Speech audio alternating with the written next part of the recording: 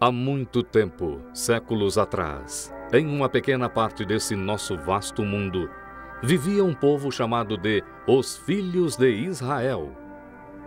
Desses filhos surgiram certos homens e mulheres através dos quais Deus se revelou para toda a humanidade.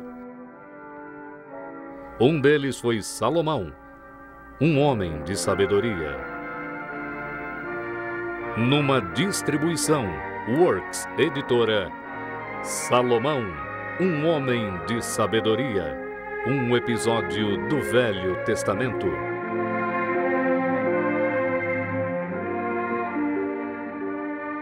Versão brasileira, Estúdio de Cinema, São Paulo. Davi, rei de Israel, reinara por muitos anos e Deus o abençoara com grande glória e riquezas.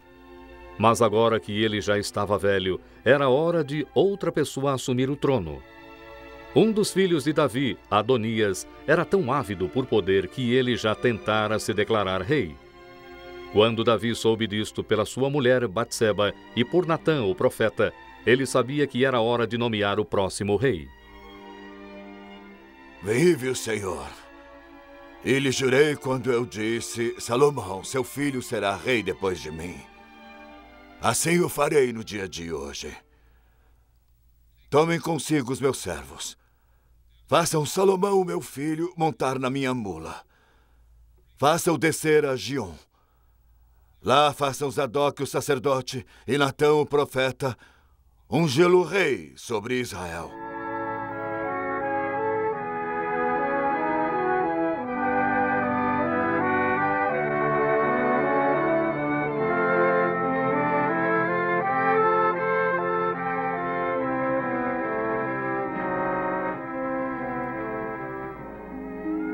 E assim Salomão, o filho mais novo de Davi, foi ungido rei sobre toda a terra de Israel.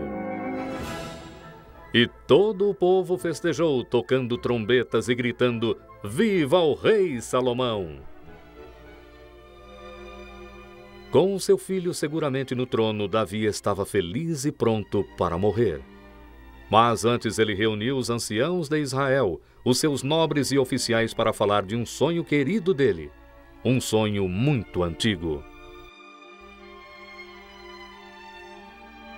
Eu havia planejado edificar um templo, onde a arca do concerto pudesse descansar. Eu estava pronto para edificá-lo. Mas Deus me disse: Tu não edificarás uma casa ao meu nome, porque tu és um guerreiro e derramaste sangue. Ele disse: É o teu filho Salomão que edificará uma casa ao meu nome. E você, Salomão, meu filho, aprende a conhecer o Deus do seu pai e o serve com todo o seu coração e com uma mente disposta. Porque o Senhor busca todos os corações e conhece tudo o que pensamos e planejamos. E se procurar por Ele o fará encontrá-lo. Mas se o abandonar, Ele o rejeitará para sempre. Seja cauteloso. O Senhor o escolheu para edificar um templo. Seja forte e o edifica. Então Davi deu a Salomão os esboços que foram desenhados para o templo em Jerusalém, e Salomão fielmente prometeu executar os planos. E dos seus próprios tesouros, Davi deu grandes quantidades de ouro e prata para a construção do templo. Seguindo o seu exemplo, as pessoas também deram presentes para o templo, e Davi se alegrou porque o seu maior desejo logo se realizaria.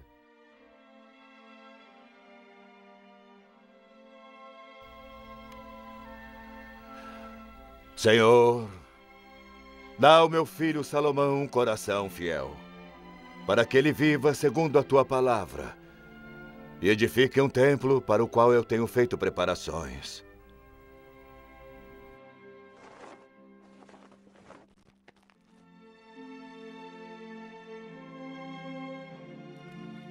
Assim começou o reino do rei Salomão. Salomão amou o Senhor e obedeceu aos seus mandamentos como Davi o fez. E ele ofereceu um grande sacrifício em Gibeon para pedir que Deus abençoasse o seu reino. Naquela noite, enquanto Salomão dormia, Deus falou com ele em um sonho, dizendo: Pede o que quiseres que te dê. Em vez de pedir grande glória, riquezas e poder, Salomão pediu ao Senhor: Senhor, tu me fizeste rei no lugar do meu pai, mesmo eu ainda sendo muito jovem. Quem pode reinar sobre essa grande nação sem a tua ajuda? Dá-me, pois, sabedoria e entendimento para reinar sobre o teu povo, para que eu possa diferenciar entre o bem e o mal. Deus ficou tão satisfeito com o pedido de Salomão que ele lhe prometeu dar não apenas a sabedoria que ele pedira, mas também riquezas, glória e uma vida longa. Fiel à sua palavra, Deus abençoou Salomão com sabedoria. Um teste dessa sabedoria surgiu logo quando duas mulheres apareceram diante do rei. As duas mulheres viviam na mesma casa e cada uma teve um filho, mas um filho morrera durante a noite. E agora as duas mães reivindicavam a criança que ainda estava viva. Era um problema intrigante, mas Salomão imediatamente soube o que fazer. Tragam uma espada. Dividam a criança em duas partes e deem metade a uma e metade a outra. Ah, meu senhor, dê-lhe a criança, mas de modo algum a mate. A criança não será nem minha, nem sua. Divida-a! Dê a criança viva à primeira mulher. Ela é a mãe. Quando as pessoas souberam como o rei havia resolvido o caso, elas o respeitaram e perceberam que Deus lhe havia dado grande sabedoria. A sabedoria de Salomão era realmente notável. Mais sábio do que todas as outras pessoas da sua época, ele disse muitos provérbios. Palavras de eterna sabedoria que vinham de Deus e que continuam até os dias de hoje. A sabedoria é a coisa principal. Adquira, pois, a sabedoria. E com tudo o que possui, adquira o conhecimento. O temor ao Senhor é o princípio da sabedoria.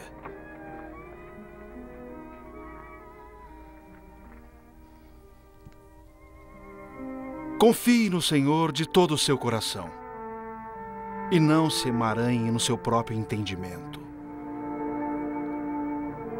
Reconhece-o em todos os seus caminhos e ele endireitará as suas veredas. Não seja sábio a seus próprios olhos. Tema o Senhor e aparte-se do mal. Mas a sua fama e prosperidade não fizeram com que Salomão esquecesse a promessa que ele fizera ao seu pai. E agora que havia paz na terra de Israel, os seus pensamentos se voltaram para a construção do templo. Seu primeiro passo foi escrever para o rei de Tiro, um amigo que poderia fornecer madeira de cedro do Líbano. Eu tenciono edificar um templo à glória do Senhor, meu Deus, que disse ao meu pai Davi: Teu filho, que porei no teu trono depois de ti, edificará uma casa ao meu nome.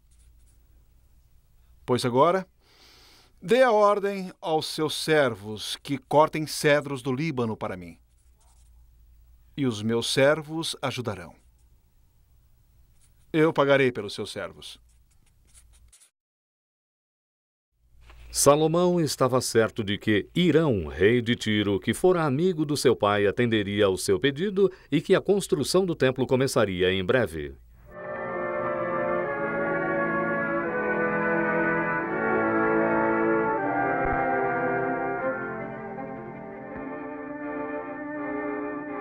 Havia muito trabalho a ser feito. Tinham que cortar árvores e descê-las pela costa do Mediterrâneo para um lugar onde seriam cortadas em tábuas. Pedras tinham que ser cortadas para o alicerce do templo. Salomão ordenou que fossem cortadas no tamanho certo antes de serem levadas para Jerusalém. O trabalho continuou por 7 anos e Salomão pessoalmente conduziu a construção do templo para garantir que tudo saísse como seu pai tinha planejado. Até as gravuras nas paredes do templo e os vasos de ouro que seriam usados no templo.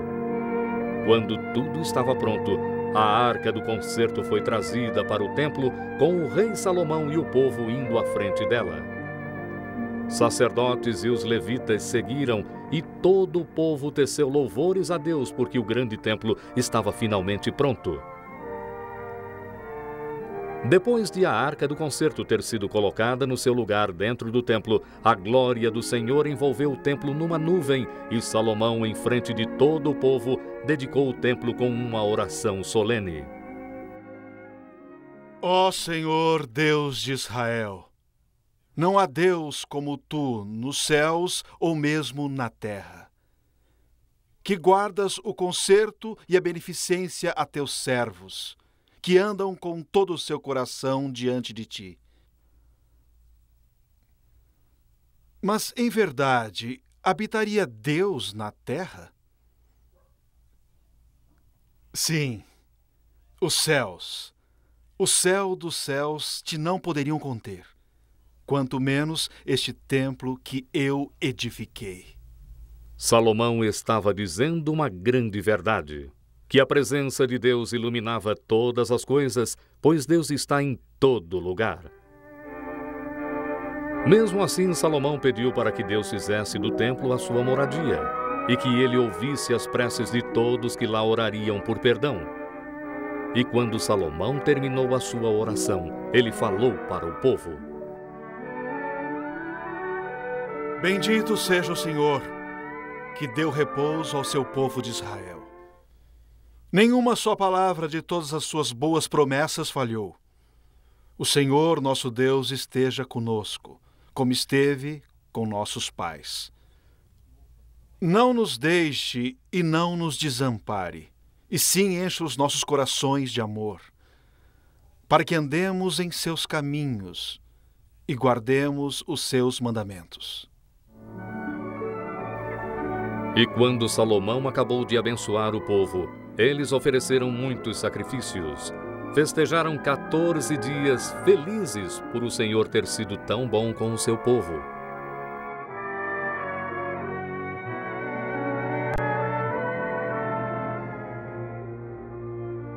Os anos se passaram e a fama do rei Salomão se espalhou até mesmo em Sabá, na Arábia.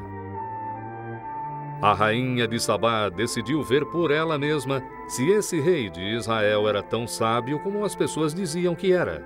E assim ela viajou 2.200 quilômetros para visitá-lo.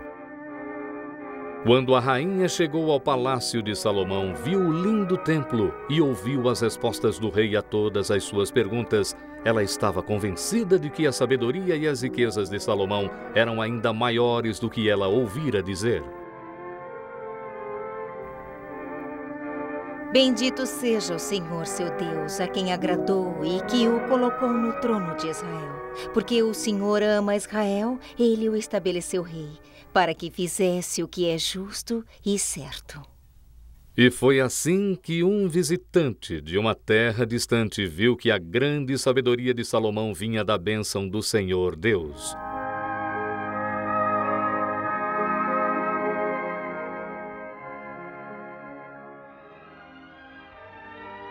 Salomão foi feliz enquanto ele andou nos caminhos do Senhor. Mas houve um tempo na sua velhice em que ele se afastou do Senhor seu Deus e ele fez acordos com soberanos estrangeiros que não adoravam o único Deus verdadeiro. Ele até se casou com as suas filhas e teve muitas mulheres. E essas mulheres pagãs persuadiram Salomão a construir altares para os seus ídolos. Isso enfureceu o Senhor e, por fim, trouxe a punição de Deus sobre Salomão e o seu povo. E assim as palavras que Deus falara através de Moisés, o primeiro líder de Israel, se realizaram. Hoje exponho diante de vós uma bênção e uma maldição. Uma bênção se fizerdes o que eu mandar, mas uma maldição se não ouvirdes o Senhor vosso Deus.